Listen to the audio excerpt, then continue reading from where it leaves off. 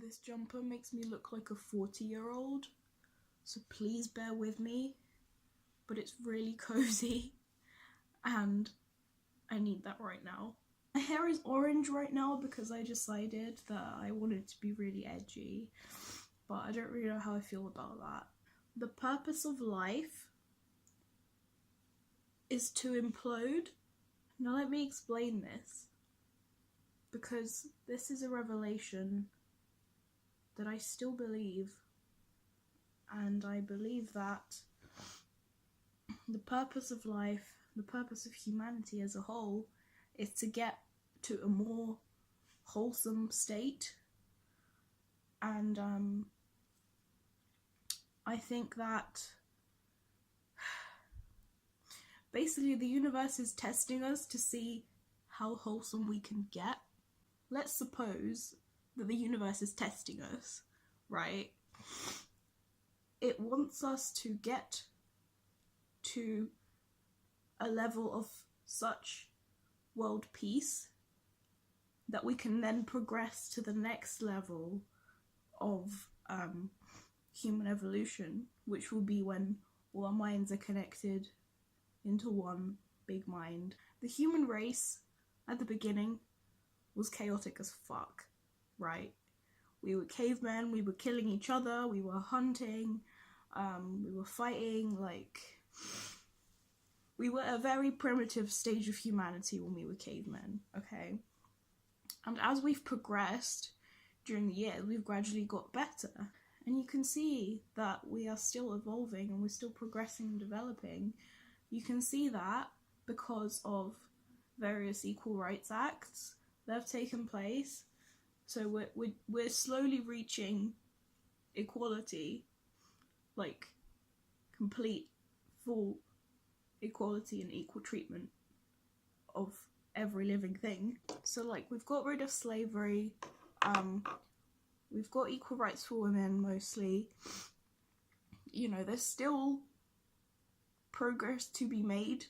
I think humanity is still in a very, very early stage of development, because while we have progressed in the material sense, in that we have technology and, you know, we have all this equipment that allows us to explore the universe and just learn more. We have the technology, but we're still not content.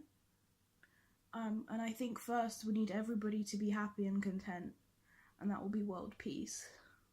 And then I think as humanity evolves, we'll get to a level of understanding each other and to such a level of coherence that eventually humans will be able to transcend the physical realm, because we will have such a concentration of compassion and understanding that all of our minds will combine into one big hive mind this wouldn't happen in the reality that we're used to. This would happen on some other dimensional plane where it would make more sense for it to happen. And I think every type of activism that we're doing right now, like what we care about right now, those are all steps towards achieving that wholesomeness. Like, for example, veganism, the liberation of animals, like we've got human rights on the way, but we're still not really doing anything about animal rights. So I think that's definitely one of the next steps is animal liberation. Once you have compassion for a non-human animal, that then makes it easier for you to have compassion for other humans, obviously, and then that will be world peace, you know? So ultimately, I think humans will become one big, concentrated point of consciousness. Because, I mean, we already are anyway.